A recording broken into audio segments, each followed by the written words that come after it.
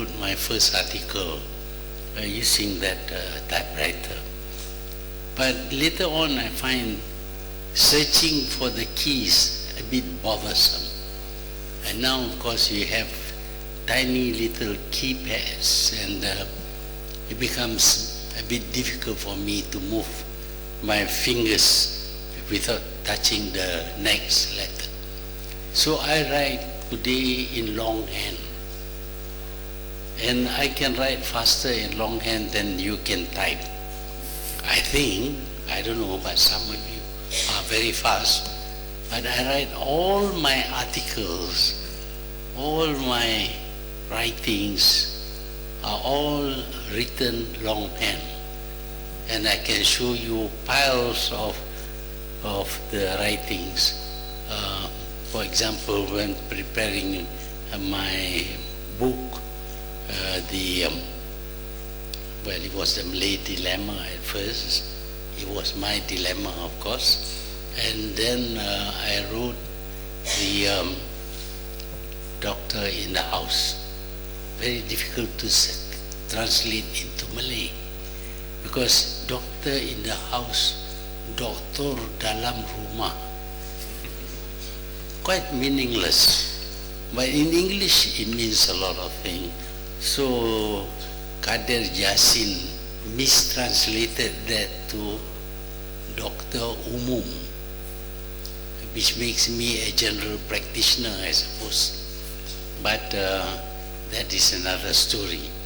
But I continue writing in longhand all my articles, and I think I spell, usually I spell quite correctly. I learned spelling not through the school actually, because the school taught me, of course, to spell a few words, but I read a lot. And when I spell wrongly, they just don't look right. So I have to change the spelling. You know, the English, they write something and pronounce in quite different way. For example, they say ENOUGH is enough. So PLOUGH should be plough. But they say, no, that's for plough. So the English really never learn how to write properly. But that is their failure. But we write in Malay with the proper sound, because our vowels are very clear. If you put an E, you mention the E sound. But of course, if you have an E in front of an English word, sometimes you forget to pronounce. The French are even worse. But in Malay, you really include your alphabet properly, and I think Malay is about the easiest language to learn if you learn how to write. But if you go back to this newfangled way of writing, where 4 is written as, FOR is written as figure 4, then I think over time you're going to lose the art of writing. So when this competition is launched, it is actually in order to bring people back to the art of writing properly. And besides that, of course, you have to think, and it gives you time to think about what is the next word you want to add to your sentence. So I would welcome this competition. I would not participate, of course, because I am slightly over age. It's confined to people under 20. So I have passed 20, I think, quite a long time ago. Can't remember when.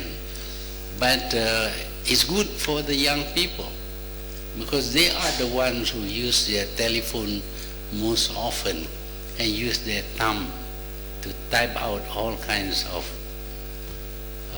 love letters perhaps. Nowadays people don't hide their feelings anymore. They want to advertise their feelings, and they don't mind if everybody else read about their love letters. But what is important is that we relearn the art of writing properly. It will be a great loss for us if we forget entirely about the actual spelling and use the short form that you are using now. This competition, of course, will enable you to write properly and maybe type properly to submit to the judges. Then there is this photo competition. I was described as an ardent photographer. I am not.